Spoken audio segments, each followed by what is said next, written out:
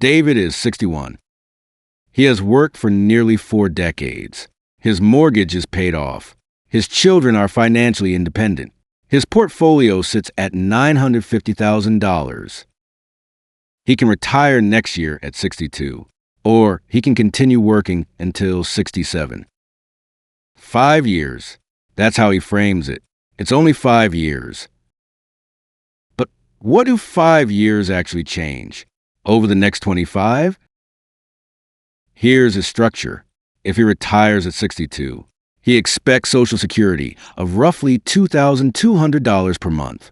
That's $26,400 per year. If he waits until 67, that benefit increases to roughly $3,200 per month. That's $38,400 per year. A difference of $12,000 per year, every year, for life. Before we even model the portfolio, that alone becomes $240,000 over 20 years. And that number compounds, not in the stock market, but in guaranteed income security. David's annual spending goal is $60,000. If he retires at 62, $26,400 comes from Social Security. That means $33,600 must come from his portfolio. $33,600 divided by $950,000 is roughly 3.5%. That sounds manageable, but here's the first distortion. He won't qualify for Medicare until 65, which means private health insurance for 3 years.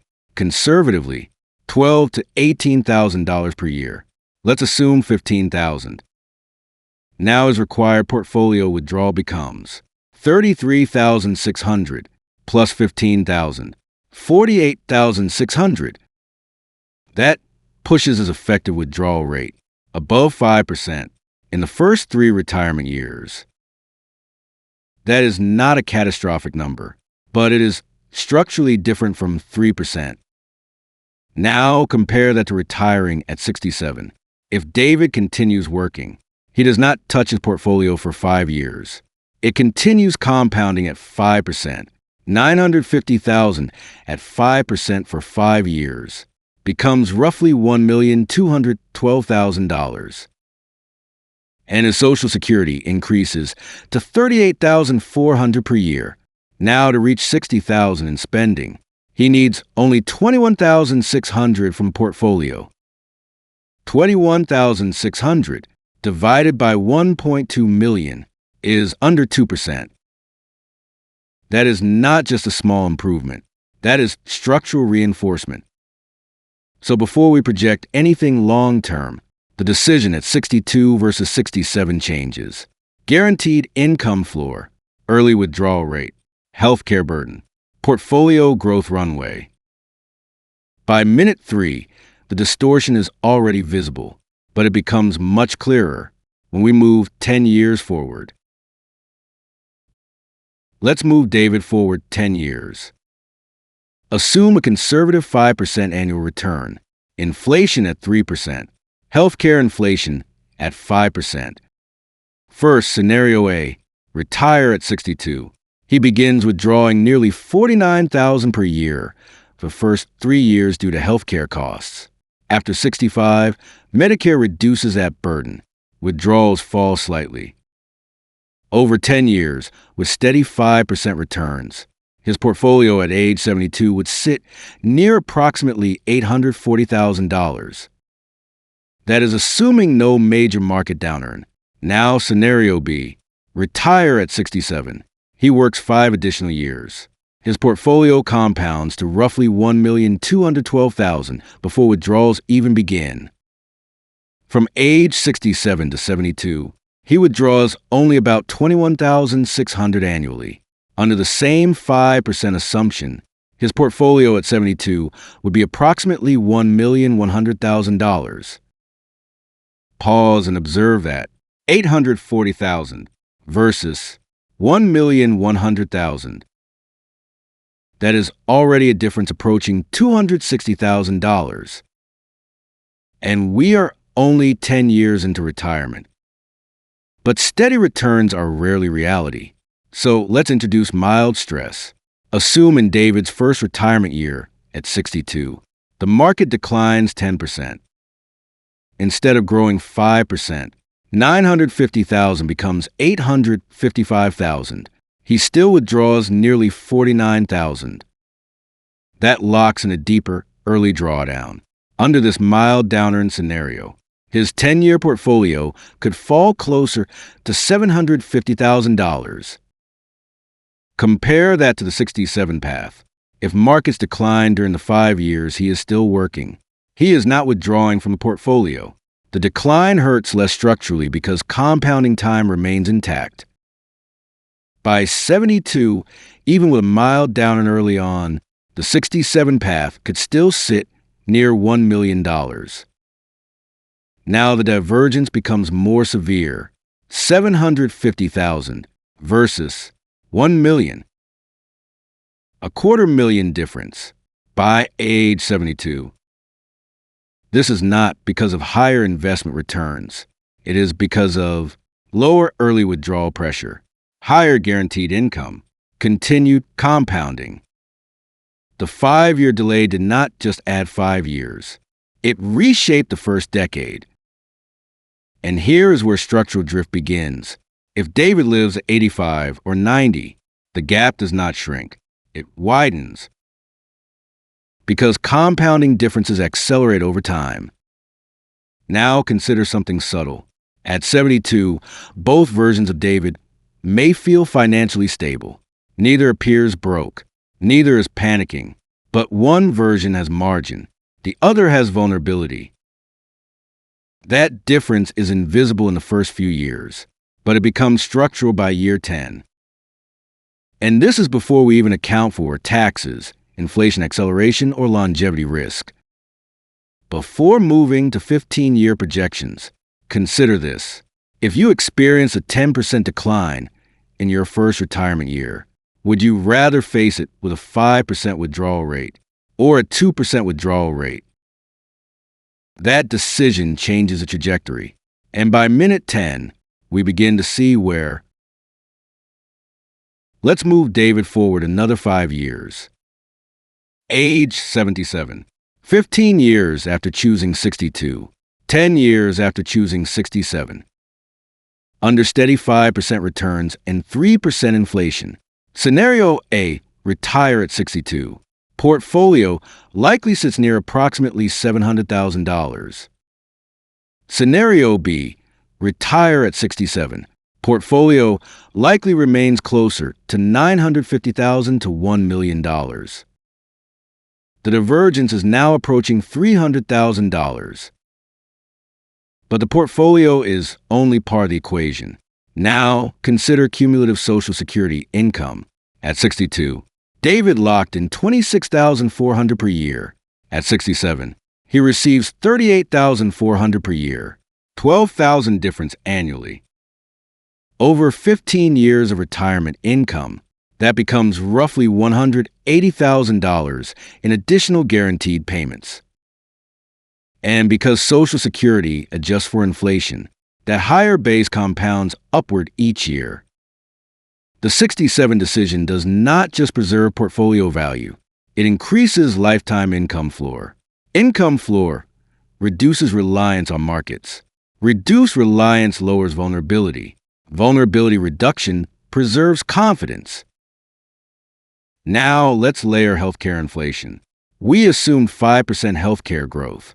Even after Medicare at 65, out-of-pocket expenses continue to rise. Prescription costs, supplemental coverage, unexpected procedures, long-term care exposure. If David retired at 62, he entered those rising costs with a smaller guaranteed income base, which means higher portfolio withdrawals in later years. Those higher withdrawals compound stress. Now extend projection to age 90. That is nearly 30 years from age 60. If David lives to 90, the 62 path continues withdrawing more annually from a smaller base. The 67 path draws less from a stronger base.